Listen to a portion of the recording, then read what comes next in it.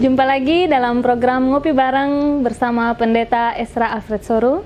Dan hari ini kita kedatangan seorang tamu spesial, adalah seorang dokter, dan untuk wawancara dan diskusi selanjutnya akan langsung dipandu oleh Bapak Pendeta Esra.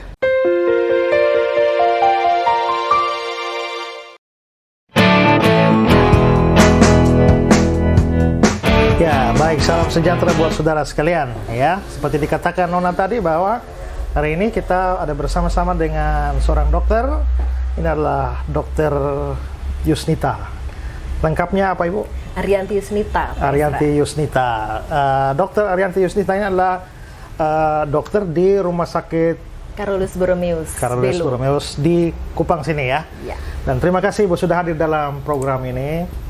Nah, saudara-saudara, kita memang sekarang kan masih ramai dibicarakan soal masalah COVID-19 ini atau juga virus corona, dan kami masih mau tetap mengupdate seluruh informasi dan juga pengetahuan bagi saudara-saudara, dan karenanya kita bersama-sama dengan Dr. Nita pada hari ini untuk bercakap-cakap seputar masalah ini. Nah, karena itu Ibu dokter adalah dokter di rumah sakit di Kupang ya. Nah, mungkin kita butuh sekitar beberapa informasi terkait dengan perkembangan virus ini dengan pengaruhnya di Kota Kupang atau bahkan mungkin NTT. Mungkin ada data untuk itu, mungkin Ibu bisa informasikan pada kita. Ya, terima kasih. Selamat sore Pak Esra, selamat sore Kak Nona. Ya, jadi kita bersyukur karena NTT termasuk salah satu dari 5 provinsi yang sampai saat ini jumlah penderita COVID-nya masih 0. Dan untuk sampai hari ini pun kita belum ada temuan positif COVID, walaupun sampel yang dikirim sudah ada 14 sampel. Hasil masih menunggu, tapi memang jumlah ODP, orang dalam pemantauan, itu memang semakin banyak.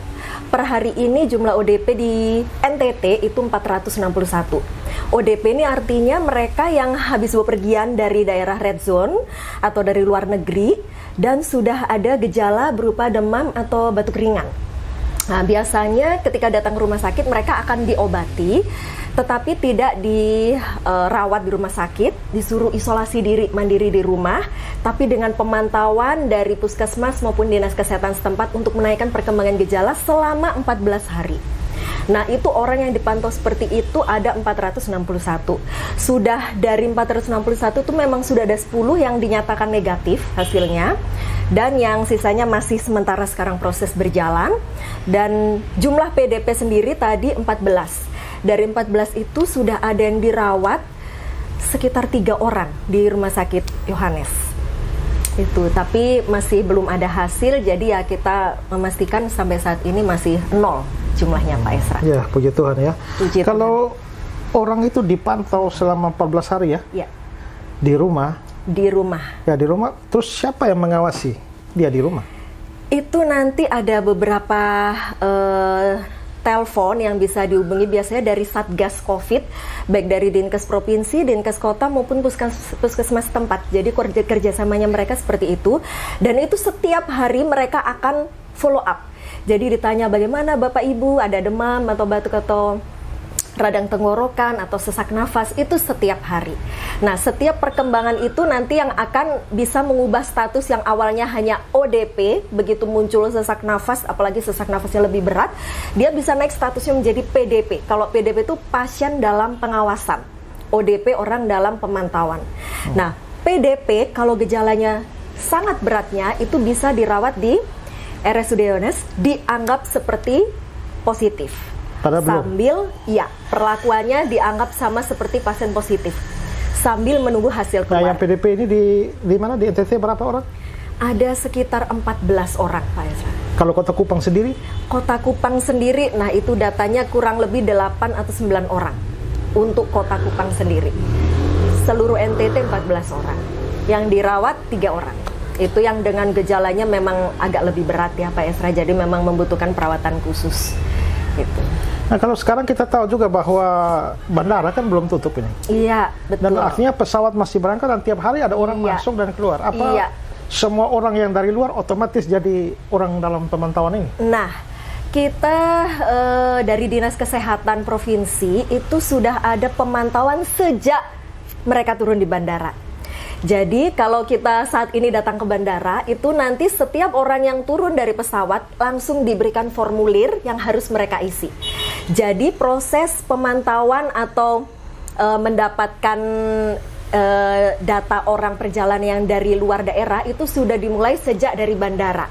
Rasanya di kantor pelabuhan pun juga seperti itu Pak Esra. Jadi proses itu sudah dimulai sejak orang turun di bandara.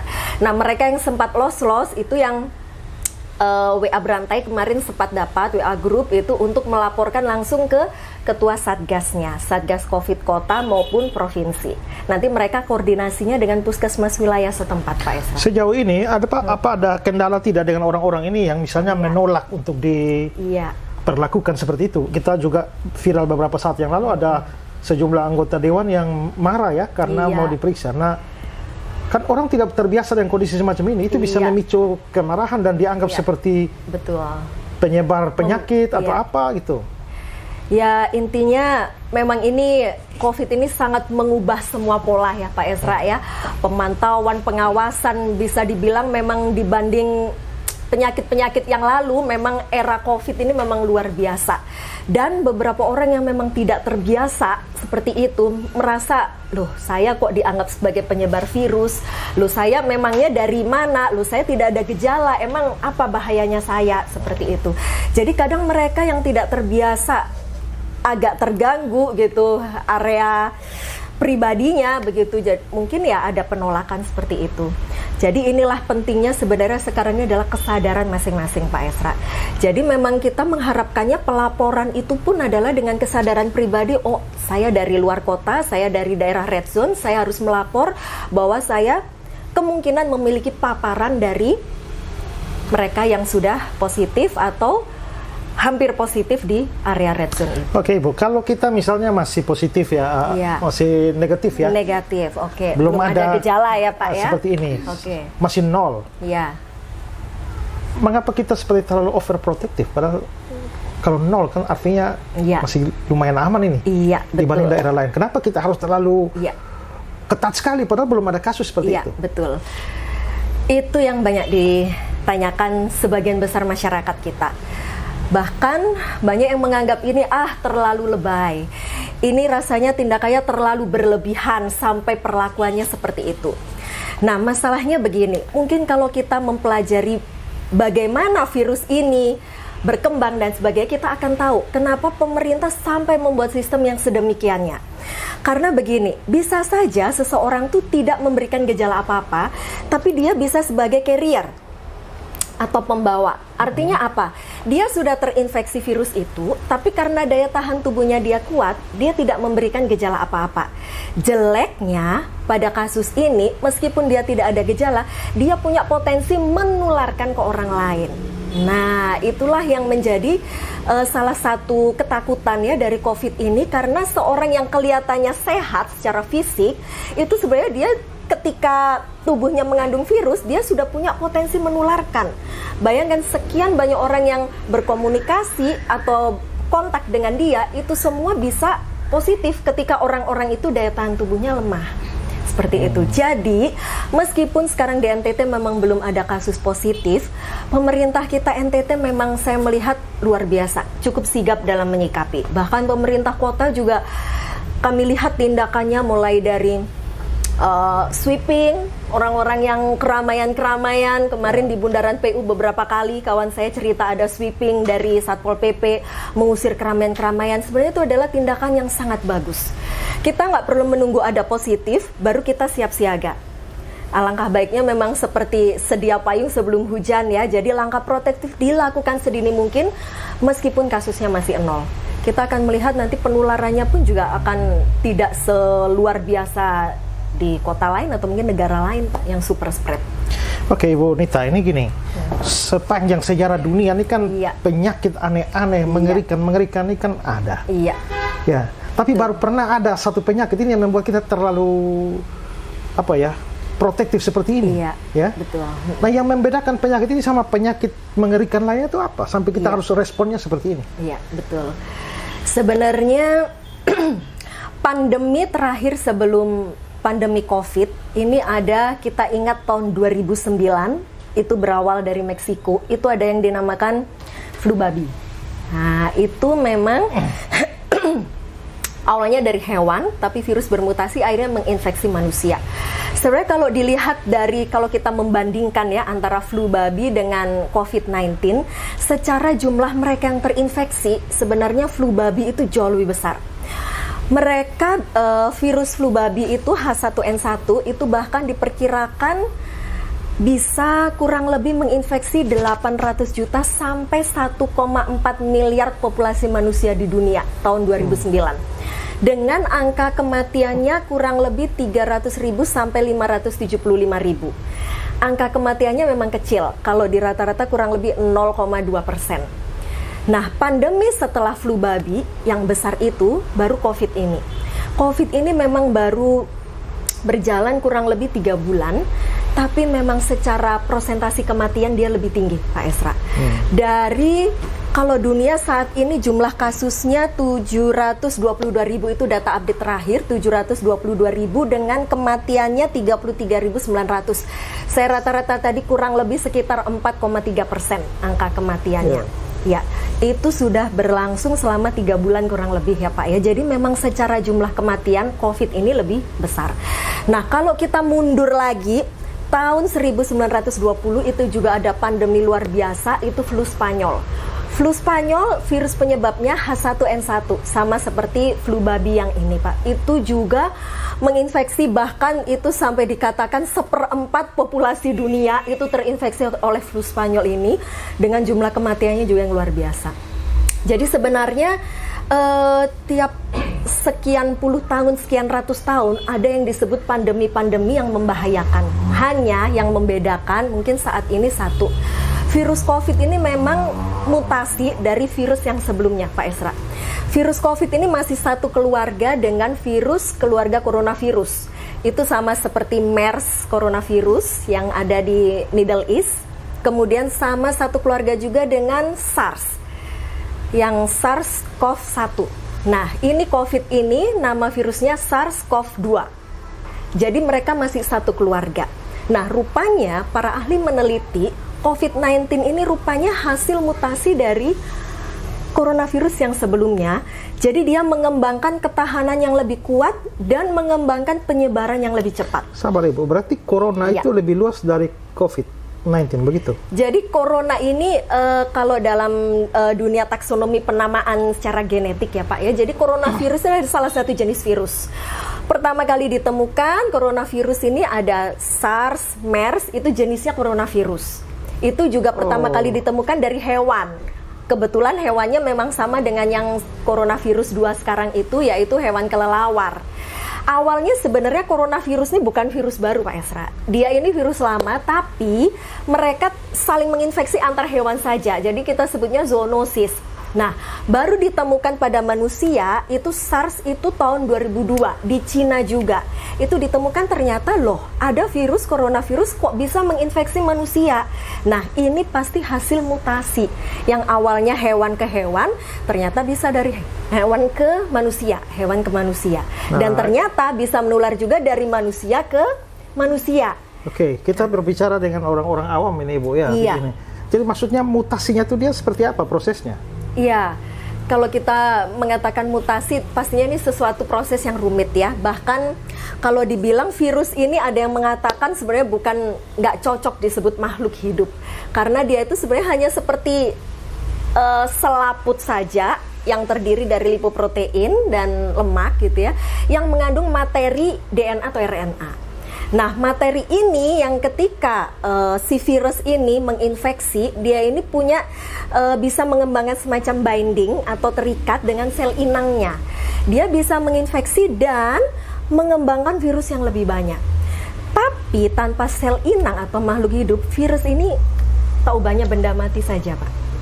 Jadi dalam arti virus membutuhkan makhluk hidup untuk dia hidup. Beda dengan bakteri atau parasit yang di luar saja, misalnya di tanah atau di lingkungan lembab, tanpa makhluk hidup dia bisa berkembang biak, itu bakteri. Tapi virus tanpa makhluk hidup, tanpa sel inang, dia tidak akan bisa mengembangkan dirinya atau berkembang biak. Jadi dia baru berkembang biak ketika dia menginfeksi seseorang. Nah, virus ini Pak Esra, kalau kita belajar sedikit biologi ya, virus ini sebenarnya ada dua, virus RNA dan DNA. Nah, virus COVID ini termasuk jenis yang RNA. Virus RNA sendiri ini termasuk virus yang bisa dikatakan ganas, Pak. Kenapa? Karena mutasinya virus RNA ini terlalu cepat. Lingkungan apapun bisa mengubah virus yang awalnya mungkin biasa saja menjadi ganas. Dan jeleknya lagi virus RNA, dia tidak punya kemampuan memperbaiki diri ketika ada kesalahan pengkodean. Beda dengan virus DNA yang ketika ada kesalahan pengkodean, dia punya kesempatan seperti melakukan perbaikan diri. Sementara kesalahan pengkodean itu apa? Yaitu yang disebut dengan mutasi itu tadi, Pak. Jadi ketika virus RNA ini menembus sel inangnya dan dia mengikatkan dirinya dengan sel inangnya ini untuk dia mengembangkan materi DNA atau RNA-nya, nah di dalam mengkode gen ini, Pak, itu kemungkinan terjadi kesalahan. Nah, kesalahan inilah yang sebenarnya bisa jadi disebut ya proses mutasinya itu tadi. Dan mutasi sebenarnya tidak harus menjadi lebih ganas ya Pak ya. Banyak juga virus yang bermutasi menjadi lebih tidak berbahaya atau lebih tidak ganas. Jadi tidak harus disamakan kalau istilah mutasi itu selalu virus ini menjadi lebih jahat atau lebih berbahaya. Karena justru sebenarnya beberapa mutasi yang membuat virus ini menjadi jauh lebih berbahaya atau lebih jahat, saking jahatnya sampai dia mungkin lebih mengakibatkan kematian secara cepat, justru sebenarnya tidak terlalu berguna buat virus ini. Kenapa? Kesempatan dia untuk beregenerasinya jadi sempit sekali, Pak. Seperti itu. Jadi sebenarnya mutasi ini bisa terjadi dalam lingkungan apapun, Pak, yang membuat virus ini salah mengkode, bermutasi, mengembangkan kekuatan yang lebih kuat secara penyebaran atau ketahanan yang lebih tinggi, bisa terjadi. Pengaruh faktor apa? Faktor lingkungan. Seperti itu, radikal bebas di sekitar. Nah, tadi dikatakan bahwa kalau dia ketemu makhluk hidup, dia jadi hidup gitu ya? Jadi berkembang, bisa berkembang ya? Berkembang biaknya membutuhkan sel inang atau makhluk hidup. Nah, kalau misalnya gini, dia virus ini lalu terkena pada saya. Iya. Lalu saya mati. Iya. Apakah masih bisa menularkan? Iya. Bagaimana nasib virus itu dalam tubuh saya yang sudah mati? Iya. Dia bisa tetap di situ atau dia otomatis mati juga? Ketika seseorang yang terinfeksi virus apapun ya Pak ya, bukan hanya COVID, dan seseorang itu meninggal, sangat bisa dipastikan bahwa virus itu pun ikut mati. Karena dia membutuhkan sekali lagi sel inang yang hidup untuk dia berkembang biak. Nah, tapi kenapa sekarang pemerintah dan dunia WHO menerbitkan protokol bahwa jenazah pun itu hanya 4 jam di luar, tidak boleh kontak bahkan dengan keluarga, dengan pasangan, hanya untuk dilihat, dipegang, tidak bisa. Karena begini, mungkin virusnya memang ada kemungkinan mati, tapi itu pun membutuhkan waktu beberapa jam untuk dia mati, Pak Esra. Bahkan virus corona ini sudah diteliti oleh beberapa ahli, dia menempel di permukaan plastik pun dia bisa bertahan 72 jam, 3 hari.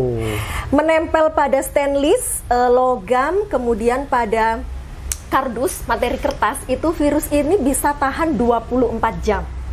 Nah, menempel pada pakaian, terutama pakaian korban, barang-barang korban, nah itu tergantung si korban ini menggunakan barang apa saja. Nah, jadi sebenarnya yang diwaspadai adalah betul korbannya sudah meninggal, dia sudah tidak punya potensi menularkan lagi lewat droplet yang dikeluarkan. Tapi benda-benda yang di sekitarnya, bahkan tubuhnya sendiri, kalau misalnya dia habis batuk segala macam, sangat berpotensi menjadi tempat media penempelan si virus ini tadi, Pak. Jadi penularannya ya lewat itu tadi, Pak. Lewat media yang sudah ditempeli si virusnya. Tapi jenazahnya sendiri ya, dia sudah tidak bernafas, dia sudah tidak batuk, dia sudah tidak punya potensi menularkan. Dan bisa dipastikan virus yang ada di dalam tubuhnya pun pasti akan ikut mati, Pak. Berarti kalau misalnya mayatnya dibiarkan lebih lama, kan lebih aman ya? Selama tidak ada kontak dengan manusia yang hidup ya Pak ya. Ya itu tadi. Karena begitu dibiarkan lebih lama, tapi di mana ini jenazahnya? Dia bisa dipegang-pegang, ada angin, dia dibawa angin, kelembapan dan segala macamnya, itu kan semua mempengaruhi Pak. Yang awalnya ini mungkin dia menetap dalam pakaian, mungkin ada angin dibawa ikut terbang ini dropletnya, bisa Pak. Nah, kalau dia seperti tadi bilang di plastik dia bisa tahan 72 jam. Iya. Kira-kira di barang apa atau media dasar apa yang memang dia paling tidak bertahan? Paling tidak bertahan sebenarnya dalam serat, kain serat, bahan katun Pak, baju pakaian katun atau serat, atau di tisu atau di benda-benda yang cepat menyerap cairan atau droplet. Droplet ini kan cairan percikan ludah, itu sebenarnya juga virus lebih cepat matinya. Karena sekali lagi dia membutuhkan media untuk menempel itu tadi. Dan media yang paling pas yaitu ya droplet percikan ludah itu Pak. Nah masalahnya percikan ludah pun ketika dia menempel di permukaan, jatuh di permukaan, tergantung permukaan itu. Ketika permukaan plastik memang si virus ini hebatnya bisa tahan sampai 72 jam itu tadi Pak di permukaan benda. Itulah makanya di sini yang paling penting akhirnya mencuci tangan menjadi sesuatu yang mutlak. Karena kita memegang apapun di sekitar kita, kita tidak pernah tahu ini benda sudah terkontaminasi atau belum. Nah itu, jadi cuci tangan tidak bisa tidak, itu memang sesuatu yang sangat wajib untuk kita menghindari penyebaran virus ini. Oke, sekarang gini Bu ya, misalnya saya keluar rumah, Iya. beli apa, bayar-bayar begitu, ada, Iya. saya kena. Setelah itu 1 jam baru saya pulang ke rumah, saya cuci tangan, masih ada pengaruh bahwa virus di tangan saya itu mati? Lewat Atau sudah masuk? media uang ya Pak ya? Ya. Nah, Atau apa saja, misalnya Ya. saya kena di luar, iya. apa manfaat saya cuci tangan lagi padahal saya Oke. sudah kena? Iya. Jadi begini, kita harus mempelajari masuknya virus ini ke dalam tubuh kita itu melalui apa? Pastinya melalui mukosa-mukosa ya Pak ya. Dan yang paling utama memang melalui pernafasan.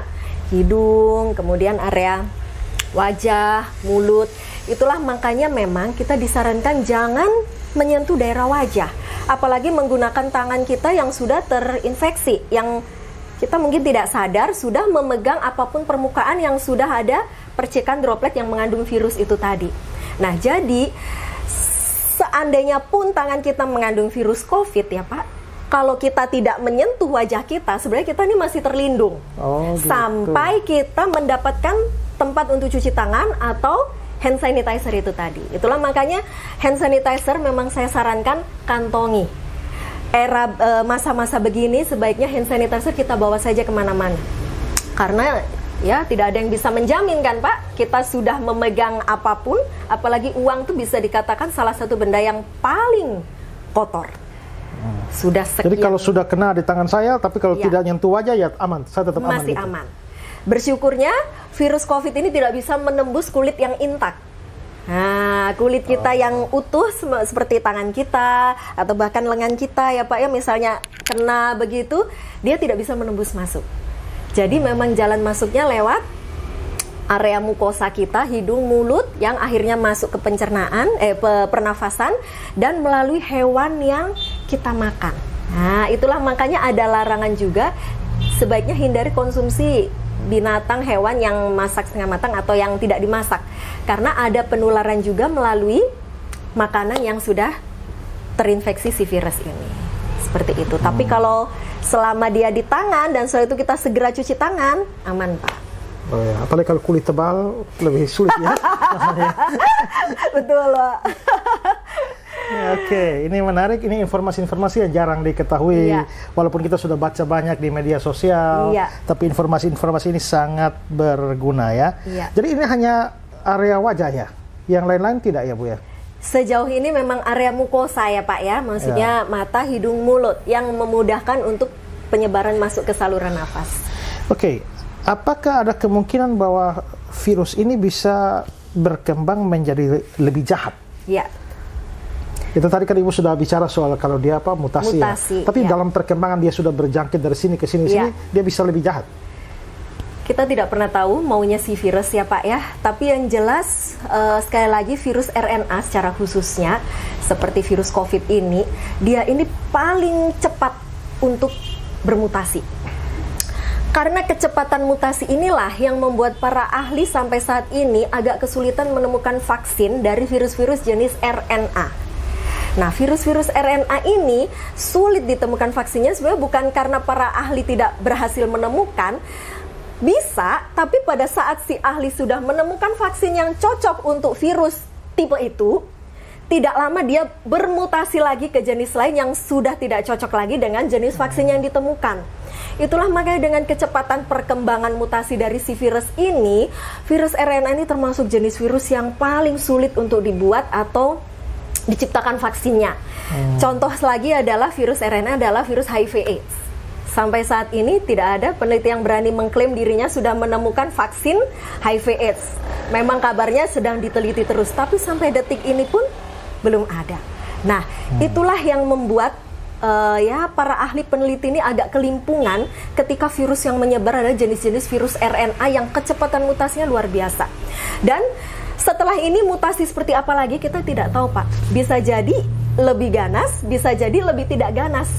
Itulah tadi kita tidak bisa menebak semau-maunya si virus ini mengembangkan dirinya ke arah mana. Pada waktu tadi Ibu bicara soal adanya pandemi beberapa tahun yang lalu, kan dari keluarga virus yang sama. H1N1. Flu Spanyol tahun 1920 virusnya H1N1 itu jenis virus influenza. Kemudian flu babi 2009 pandemi juga itu jenisnya juga sama H1N1. Nah, baru itu tahun 2000 yang keluarga coronavirus itu SARS dan MERS ini itu tahun SARS ini tahun 2012. 2002. Tapi WHO belum menyatakan sebagai pandemi. Mengingat bahwa dari jumlah kasusnya dan negara yang terdampaknya tidak sebanyak COVID. Jadi menentukan bahwa suatu penyakit itu pandemi itu sudah ada hitungan statistiknya, Pak. Dari jumlah kasusnya, dari kecepatan penyebarannya, dan dari jumlah negara-negara yang terdampak. Makin banyak negara yang terdampak, WHO tidak akan menunda untuk menyatakan bahwa penyakit itu adalah suatu pandemik. Dan pandemik terakhir sebelum pandemik COVID ini sebenarnya adalah pandemik flu babi. SARS dan MERS tidak sampai dinyatakan pandemik oleh WHO. Oke, Ibu Dokter, saya punya satu pertanyaan juga. Kan kalau di data, menurut data, memang ada yang meninggal, tetapi ada juga yang sembuh. Iya, betul. Berarti kan sebenarnya ada harapan. Iya. Itu bagaimana kira-kira? Iya, betul sembuh sekali. Karena apa? Iya, baik. Ya, sekali lagi kalau kita bicara data, kita memang perlu melihat angka kematian COVID dunia ini hanya di kisaran 4,3%. Artinya 95,7% itu bisa dipastikan sembuh. Nah, memang penyembuhan dari virus dari penyakit COVID-19 ini memang butuh waktu minimal 1 minggu, itu minimal. Tapi memang satu harapan bahwa angka sembuhannya cukup tinggi lah, seperti itu. Nah, kenapa bisa sembuh? Satu, sekali lagi, dimanapun yang namanya penyakit penyebabnya virus, itu yang paling utama itu adalah daya tahan. Daya tahan dari si penderita ini harus baik, harus bagus. Itu untuk melawan dan membunuh virus-virus ini. Dan yang kedua, kita bersyukur bahwa sudah ada antivirus yang dikembangkan, merek patennya Avigan ya, itu isinya suatu antivirus Favipiravir, itu sudah dikembangkan menjadi obat bagi penyakit COVID-19 itu. Nah, jadi ini mulai diberikan memang pada pasien-pasien. Dan yang ketiga, dengan vitamin. Jadi ada vitamin, suplemen vitamin C yang diberikan yang untuk membantu penyembuhan, pemulihan dari si pasien. Dan tentunya dengan isolasi di rumah sakit atau istirahat, itu yang membuat satu harapan bahwa kesembuhan itu sangat amat mungkin terjadi. Dan kita bersyukur saat ini di dunia maupun di Indonesia jumlah angka bergerak yang menuju sembuh, mereka yang pasien yang dirawat yang akhirnya sembuh, bahkan kemarin di Kota Malang itu dari kesemua yang dirawat itu semuanya positif sembuh. Kita bersyukur bahwa tetap ada harapan untuk orang-orang ini pulih atau sembuh. Dan mengapa angka 4% yang meninggal atau yang akhirnya tidak bertahan dengan serangan virus ini, memang angka ini berkisar di beberapa komunitas atau kelompok. Yang pertama adalah komunitas lansia, yaitu usia 50-60an ke atas. Itu memang bisa dikatakan kelompok yang paling rentan terhadap terinfeksinya virus ini. Dan yang kedua itu adalah kelompok perokok. Nah, memang rokok sendiri sudah jelas terlalu banyak penelitian yang membuktikan bahwa rokok sendiri sangat menurunkan daya tahan tubuh seseorang. Itu rupanya komunitas perokok yang terserang yang sampai akhirnya mereka meninggal itu juga cukup tinggi. Itu. Kemudian yang ketiga adalah mereka yang sudah memiliki penyakit bawaan. Kita sebutnya penyakit komorbid, seperti mereka yang dengan gangguan paru kronis, mereka yang dengan penyakit diabetes atau sakit gula, mereka yang dengan gangguan jantung, gangguan yang sudah mereka alami, penyakit kronik degeneratif, itu memang menjadi kelompok yang memang cukup rentan untuk menyebabkan sampai kematian. Berarti kalau orangnya diabetes, ya, sudah tua, merokok lagi, sudah bisa dipastikan potensi sembuhnya atau angka harapan hidupnya memang kecil sekali, seperti itu. Tetapi kalau sembuh, tapi katanya akan berpengaruh juga tetap ke paru-parunya. Jadi tidak sembuh total. Sebenarnya kalau dibilang sembuh total, kalau dalam arti virusnya sudah tidak ada, itu bisa dipastikan 100% sembuh total. Dalam arti memang begitu swab untuk hari yang kesekian untuk dilihat di laboratorium itu memang sudah negatif, tidak mengandung virus lagi.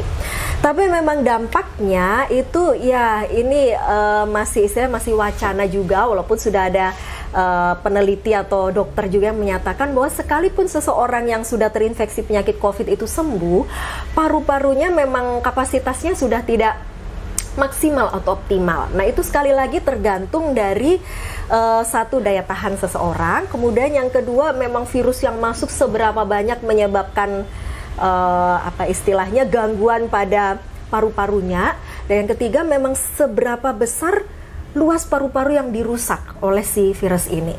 Makin cepat dia sembuh, memang area paru-paru yang dirusak memang lebih sedikit. Makin lama dia sembuh, akhirnya ya virus yang menyebar, kemudian organ tubuh yang diserang, dalam hal ini paru-paru yang makin banyak.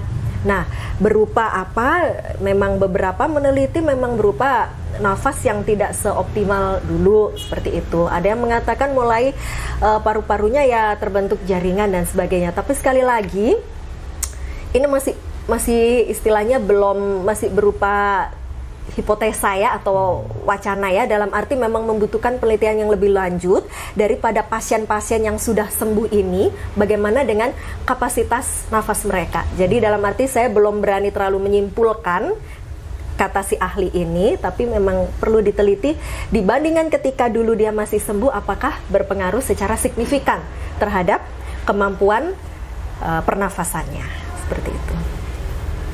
Oke, kita sekarang ini melakukan social distancing dan seberapa efektif itu ya kalau kita hanya 2 minggu ke depan katanya begitu, lalu setelah 2 minggu manfaatnya begitu ya Pak ya? Ya, baik. Bahkan misalnya gereja-gereja kita ibadah online katanya 2 minggu ya, walaupun diperpanjang, tapi kalau cuma sebatas itu terus selanjutnya kalau dia belum selesai, betul. Efektifnya apa? Iya, betul. Ya, sebenarnya kalau kita bicara social distancing itu sebenarnya 2 Pak Esra. Yang pertama adalah membatasi diri kita untuk ke keramaian atau kerumunan massa. Yang kedua adalah membatasi kontak langsung. Nah, kalau yang membatasi ke keramaian atau kerumunan itu yang sekarang sudah diterapkan seperti work from home, kerja di rumah, kemudian sekolah di rumah, ibadah di rumah, itu adalah untuk membatasi keramaian atau kerumunan. Nah, yang kedua sebenarnya yang kita juga tidak bisa lupakan ada pembatasan kontak. Dalam beberapa kasus kegiatan yang tidak mungkin dihindari, contohnya saja ketika saya harus berobat ke dokter atas suatu penyakit yang saya tidak bisa tahan. Nah, mau tidak mau saya akan ketemu dengan beberapa orang dalam satu rumah sakit itu. Nah, social distancing yang diterapkan adalah menjaga jarak 1-2 meter. Kalau kita pada posisi yang sakit ya Pak ya kita sadar dirilah untuk tidak terlalu dekat dengan orang-orang ini. 1-2 meter itu adalah batas yang memang ditetapkan yang cukup aman untuk membuat orang lain tidak tertular oleh virusnya kita. Nah, jadi dengan social distancing ini sebenarnya kita ini berusaha bagaimana virus ini tidak menyebarnya terlalu cepat, Pak. Sebenarnya kalau mau dibilang apakah dengan social distancing penularan tidak terjadi? Tidak juga, Pak. Yang namanya penyebaran kuman, penularan tetap terjadi. Hanya bisa dibatasi dalam lingkup yang kecil. Mengapa? Karena bayangkan sekarang orang yang awalnya ramai-ramai dia di rumah. dia mungkin hanya dengan beberapa anggota keluarga saja. Yang harusnya dia dengan kerumunan dia bisa menularkan begitu banyak orang, begitu prinsip from home itu tadi, di rumah, karantina, isolasi, dan social distancing, virus ini kan menyebarnya tidak kemana-mana, Pak Esra. Nah, mungkin dia hanya menginfeksi kelompok kecil itu saja, dibandingkan dengan kelompok luas, kerugiannya lebih besar. Nah, sejauh mana social distancing diterapkan, memang sampai saat ini, dunia dan pemerintah ini masih belum bisa menemukan jawabannya. Dibuat 2 minggu karena itu tadi Pak, masa inkubasi virusnya ini kan memang 1-14 hari. Dalam 2 minggu ini bisa terjadi apapun seperti itu. Jadi untuk menekan supaya virus ini tidak menyebar dan menyebabkan penularan ke lebih banyak orang, pembatasan itu perlu dilakukan. Karena begitu social distancing tidak dilakukan, Pak, kuman ini menyebarkan ke banyak orang yang belum sembuh, belum selesai dirawat, rumah sakit menerima lebih banyak pasien lagi dan tidak bisa dihindari. Nah, itu nanti akan terjadi chaos yang luar biasa. Seperti itu. Jadi sebenarnya ini hanya untuk menekan penyebarannya saja, Pak. Oke, gini, Ibu. Kita kan, apalagi kita di wilayah timur, itu berjabatan tangan, apalagi berciuman. Ini baru kita cium bukan kayak cipika-cipiki, tapi langsung hidung sama hidung. Betul. Ada orang nikah, orang meninggal. Nah, saya mau tanya ini. Misalnya kemarin saya jalan-jalan belanja. Tiba-tiba ketemu orang. Dia bilang, "Wah, halo Pak Esra." Langsung datang pegang tangan cium. Habis cium baru saya sadar. Wah, mestinya tidak cium. Langsung saya lari ambil sanitizer. Apa itu ada manfaat? Sejauh virus itu belum masuk. Nah, dia berapa lama dia bertahan di hidung sebelum dia masuk? Tergantung. Ini kan kita kaget. Kita tahu jangan ciuman, tapi sudah ciuman baru sadar. Nah, ini kalau terjadi begitu, mestinya kita lakukan yang saya ambil sanitizer. Cuci muka, Pak. Segera cari toilet, segera cari mungkin wastafel untuk bisa basuh muka, segera basuh muka pakai sabun. Itu bisa membatasi. Sejauh itu kuman tidak kena langsung daerah mukosa hidung, tidak langsung terhirup hidung kita, tidak langsung masuk ke daerah mulut kita. Sebenarnya dengan langsung membasuh muka ya kita bisa mengurangi lah, Pak. Setidaknya kalaupun ada 1-2 virus yang masuk, dengan secepat mungkin kita membasuh muka itu bisa mengurangi. Seperti itu. Dan cuci tangan juga ya Pak ya, karena sebelum tadi cipika-cipiki kan jabat tangan, seperti itu. Jadi secepatnya, kalau hal itu tidak bisa dihindari. Setelah saya pikir mau coba-coba melakukan ciuman online lah. Boleh juga kan, Pak, mungkin bisa dipikirkan. Dikirim aja kan. Baik, saudara-saudara, ini ada informasi-informasi yang bagus yang saya kira jarang juga kita dapatkan. Nah, mungkin ada yang mau dari Nona mau tanyakan? Tidak ada? Apa lagi kira-kira mungkin di penghujung pertemuan kita mungkin ada hal-hal penting yang mau disampaikan Ibu Nita buat kita? Ya, yang pertama saya mengingatkan terus untuk masyarakat kita semua ya, kita saling bergandengan tangan lah untuk menekan penyebaran dan penularan dari virus ini. Sekali lagi, virus ini menjadi jahat karena satu, penyebarannya cepat. Yang kedua, masa inkubasinya itu adalah masa sejak virus masuk ke dalam tubuh sampai menimbulkan gejala itu panjang. Dan yang ketiga, memang karena penularannya cepat juga, penyebarannya cepat juga, ketahanan virus ini juga memang cukup lumayan. Tadi saya sempat sharingkan bahwa dia di permukaan luar pun tidak dalam sel inangnya, dia bisa tahan selama 1-3 hari. Nah, memang yang paling penting untuk saat ini adalah lakukan langkah-langkah pencegahan. Pencegahan utama adalah dengan cuci tangan. Cuci tangan memang saya sangat sarankan bukan cuci tangan yang asal saja, tapi cuci tangan 7 langkah sesuai standar dari WHO, menggunakan sabun dan air yang mengalir. Kalau sabun dan air kita tidak temukan, kita bisa ganti dengan hand sanitizer yang berbasis alkohol kurang lebih 60-70%. Nah, yang kedua adalah ketika kita batuk, mohon kita sadar diri untuk menutup dengan lengan kita. Sekali lagi, itu adalah etika batuk bersin yang sangat amat baik dan membuat kita tidak menularkan ke banyak orang. Tutup dengan lengan, atau sekiranya batuk kita terlalu parah, kita bisa ganti dengan masker. Nah, masker ini memang sebaiknya digunakan pada mereka yang sakit saja. Sedangkan orang yang sehat, kecuali petugas kesehatan, tidak perlu menggunakan masker. Nah, jadi masker hanya untuk orang yang sakit. Hanya sekarang masalahnya menjadi rumit. Mengapa? Ketika kita ke tempat umum, Pak, kita tidak tahu orang-orang ini sehat atau tidak. Nah, biasanya memang untuk perlindungan it's okay menggunakan masker. Tapi kalau di rumah saja kondisi kita sehat dan saat ini kita sudah menerapkan semua dari rumah, tidak perlu sebenarnya masker. Biarlah itu masker untuk para petugas kesehatan yang memang setiap hari bertemu dengan mereka yang sakit. Kemudian yang ketiga, memang sebisa mungkin hindari kontak fisik dengan orang. Jabat tangan, berpelukan, cipika-cipiki, cium hidung tradisi kita, hindari dulu. Karena memang membuat potensi penularannya menjadi tinggi. Karena itu tadi kan secara kontak langsung kita tidak tahu mereka membawa droplet yang sudah terinfeksi ataukah tidak. Nah, kemudian yang keempat juga, hindari sementara makan binatang atau hewan yang tidak dimasak. Karena rupanya bisa juga menginfeksi lewat pencernaan, lewat makanan yang dimakan, itu juga bisa. Jadi sebaiknya hindari dulu. Nah, kemudian juga penggunaan masker tadi sudah, dan social distancing menjadi sesuatu yang memang untuk saat ini kita tidak bisa tawar-tawar.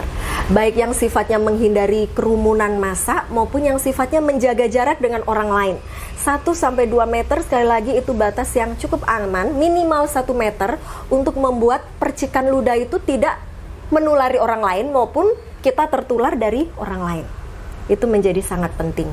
Dan yang terakhir yang justru sangat penting menurut saya itu adalah daya tahan tubuh kita mutlak harus kita tingkatkan. Karena untuk saat ini, Pak, ibaratnya kita mau sebersih apapun tapi dengan daya tahan tubuh yang lemah menjadi lebih potensial juga untuk kita terserang. Tentara tubuh kita, sistem imun kita, daya tahan tubuh kita harus diperkuat. Dengan cara apa? 1, makan makanan yang sehat. Protein, kandungan vitamin, mineralnya harus cukup. Kemudian yang kedua, olahraga. Olahraga tidak perlu yang berat-berat seperti atlet gitu ya, Pak ya. Cukuplah 20-30 menit, tapi kerutinannya itu yang lebih dibutuhkan daripada jumlah waktunya olahraga. Karena dengan olahraga rupanya dapat menaikkan daya tahan tubuh kita juga, Pak. Itu. Kemudian yang ketiga, istirahat cukup. Hindari mete, hindari begadang, hindari tidur yang melewati jam. Karena memang penelitian sudah banyak membuktikan kurang istirahat, kurang tidur akan menurunkan daya tahan tubuh. Sekali lagi sekarang proteksi dari dalam kita yang menjadi pelawan dari virus ini memang satu-satunya adalah sistem imun kita. Jadi sekarang memang kita wajib hukumnya untuk kita perkuat tentara tubuh kita, sel-sel imun kita dengan gaya hidup sehat. Dan yang terakhir, kalau kita merasa itu semua masih kurang, konsumsi suplemen. Memang suplemen yang dianjurkan adalah mengandung vitamin C dan vitamin E. Nah, vitamin C dan vitamin E penelitian membuktikan ternyata memiliki kekuatan antioksidan dan antimikroba yang dapat membunuh virus-virus dan bakteri jahat. Itu. Jadi langkah-langkah ini, Pak, yang bisa menaikkan daya tahan tubuh kita. Dan tentunya menghindari stres juga ya, Pak ya. Saya lupa yang terakhir, stres, depresi, kecemasan, kepanikan itu tanpa sadar sebenarnya juga membunuh daya tahan tubuh kita. Sebenarnya era-era seperti ini bisa dikatakan orang yang panik, orang yang cemas, orang yang takut, orang yang stres karena COVID mungkin jumlahnya lebih banyak. Mereka tidak sadar bahwa ternyata yang namanya penyakit psikis itu sangat menurunkan kekebalan tubuh mereka. Jadi ya benar kata Alkitab ya, Pak ya, hati yang senang itu sebenarnya adalah obat, Pak. Tidak perlu khawatir atau cemas berlebihan. Oke, nanti ini betul-betul terakhir Ibu Nita, ini khusus mungkin untuk lokal Kupang. Ibu sebagai tenaga medis, kita masyarakat atau jemaat Tuhan, selain melakukan semua upaya pencegahan, kira-kira apa sih sumbangsi kita masyarakat atau jemaat gereja Tuhan untuk mendukung tenaga-tenaga medis? Itu kira-kira apa yang kita bisa lakukan selain berdoa, selain social distancing atau jaga kesehatan? Kita sumbangsi kita apa sebenarnya kira-kira yang dibutuhkan tenaga medis yang bisa kita bantu? Sekiranya Bapak Ibu dan Kakak semua memiliki kesempatan untuk ya berbagilah dengan para tenaga kesehatan. Memang yang saat ini paling kami butuhkan adalah APD, alat perlindungan diri, Pak Esra. Itu memang wah luar biasa.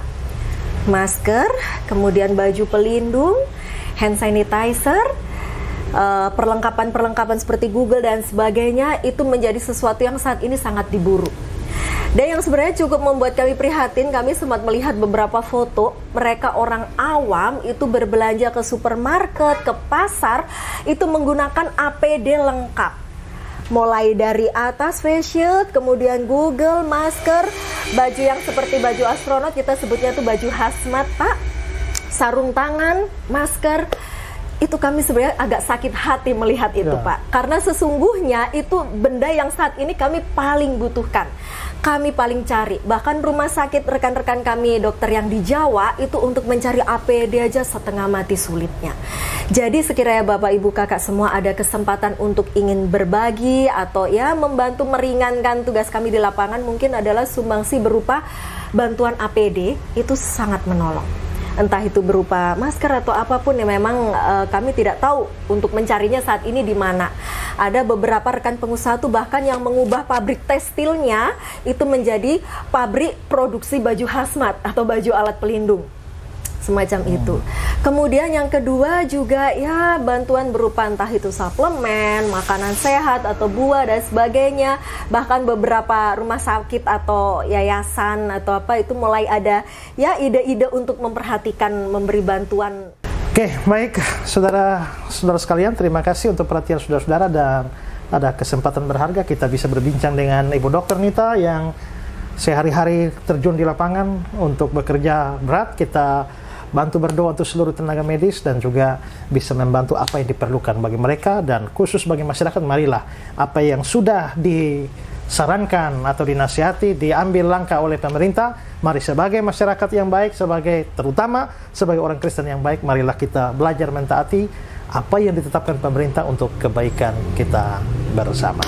Baik, itu saja dan terima kasih untuk perhatian saudara-saudara. Mari terus kita berjuang. Terima kasih Dr. Nita. Terima kasih waktunya. Pak Esra. Tuhan berkati. Tuhan berkati. Ya, makasih Nona. Ya.